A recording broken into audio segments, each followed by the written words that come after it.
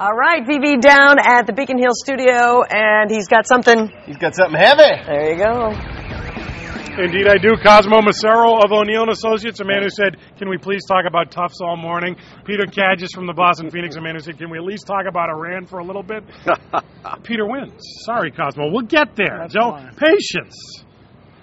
Let's start with you, Peter Kadges. Iran is the big international story right now. All of a sudden, bang, we got Ahmadinejad at the UN. We find out they've got nuclear power. They're working on it. What is going on here, and how big is this threat? Bang. An unfortunate choice of words. Listen, a big problem. I mean, Iran is a country that cannot be trusted, at least under its current leadership. There's a lot of support, even among the dissidents, for a nuclear weapon. It's very interesting that in the United States, temperatures have cooled, I think with good reason. I think part of the reason temperatures have cooled is Americans don't want anything to interfere with our withdrawal from the Middle East.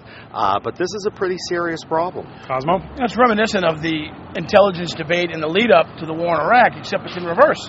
You've got Europe and Israel, you've got France and Germany and Israel saying, hey, this is a real problem. These guys are going to build nuclear weapons. And like Peter said, temperatures are a little cooler here in the U.S. And we're saying, slow down, let's monitor this. And that's a little bit of a mirror image of the walk-up. Is it a problem for Obama, who said during the campaign, we want to sit down and talk to these guys, they're not bad guys, or they're not as bad as they're being portrayed, and now we find out they've been doing stuff behind our backs as usual? It's certainly a hiccup there for sure, yeah. Well, in an odd sort of way, I think this might help the cause of negotiations, because you have the Europeans who are going to want to come to the table. They're the ones who would be hit by the missiles. The big key here is Russia and China, and if they don't want to play, there's going to be no action. All right, let's talk about Barack's hometown, Chicago. Not our kind of town, at least of late. Barack's going to Denmark to try and lobby for the Olympics coming to Chicago. Meanwhile, you guys have seen the video by now of the high school student beaten to death with railroad ties. Never mind the bad timing award in terms of the city getting the Olympics, just some of the most heinous video you've ever seen. What's going on with that? I mean, the brutality. I mean, any fight that involves treated lumber, I don't want any part of it. But the brutality of that video is pretty remarkable. However, there's brutal crime in major U.S. cities across the country every day. The timing isn't great for the president and the idea of the Olympics maybe coming to Chicago, but it's certainly not news that there's brutal crime in a major U.S. city. Should Chicago get the Olympics, and why would they want it? Listen, why anyone would want the Olympics is beyond me. It breaks the bank. It costs you money. No one makes money on it. This country... Except for the Olympics. Yeah, well, except for the Olympics, right. What I mean by nobody is nobody living in the community does. The reason China wanted it is they underwrote it. They have a command economy. Listen, Tony Blair was the one who got this trend of having heads of state fly to beg before the Olympic Commission. I think it's a bad precedent. I think it's unfortunate that Obama's going, and I think it's even more unfortunate that for Chicagoans that he could get the Olympics. The thing is, if Chicago doesn't get it in this time, Boston's going to be competing the next. Olympics, stay home. Speaking of Boston, let's talk about what's going on in the mayor's race, Cosmo, where we find out today Michael FLAHERTY is going to announce that Sam Yoon will be his deputy mayor. Now, you remember previous deputy mayors, Claude Rains and friends. There's no such position. Cheap political stunt, or is this thinking outside the box? It's certainly a political stunt. Actually not a bad gimmick. I think it'll make it interesting. It'll make for a unique campaign. It's really sort of supercharging the idea of the unity of the candidate who loses running with someone else, or campaigning, because that's what he's going to be doing, campaigning with Michael FLAHERTY. It won't make a difference. I think the mayor has adequately flexed his muscle in the primary. It won't make a difference, but it will make for interesting. Did Yoon just make himself the butt of jokes, Peter?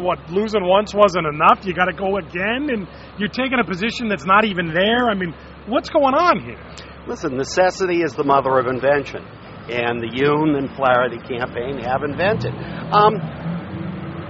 I think it's an interesting move. Much more interesting in a campaign. It'll be a boon to us if there was an upset and they won, because I think the tension within the administration would be great for the news business. But in the short term, Listen, nothing new. There hasn't been a new play in Boston politics since I can remember.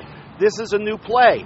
Let's see how it works out. Who is Yoon going to debate himself? There's no deputy mayor to debate. That might be good. If I was the mayor, are you going to let the guy even into the debates that are happening between him and FLAHERTY? Maybe Yoon could debate the chair since he made such issues out of it. You're reading into TUFTS time now, boys. All right. All right, Cosmo, let's get to it quickly. Let's head north. TUFTS says they have a new policy against roommate nookie. You went to UMass. What was the policy then, and what did you do to make sure the roommates weren't there when you were making your big plays? Sadly, VB, this may come as no surprise. Never really an issue for me and my roommate in college, so didn't really... There was that time you brought an apple pie back from the commissary, but... Didn't really encounter that as an issue, but this, ideally roommates respect each other and manage their personal business appropriately. I don't think it's unusual for a university...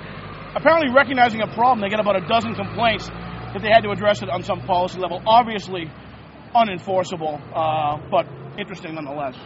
I love these rules. I mean, although there's a loophole, what happens if two roommates are engaged in romantic activity and the guest is there watching? Is that okay? I mean, come on, this sort of stuff, trying to moderate the behavior That's the back section of the Phoenix talking. 6 years into the Heavy Hitters, and Cosmo finally covered his eyes while Peter was talking. Nice job, boys. You two need a room. Get a room. Put a tie on the door. That's all I ask.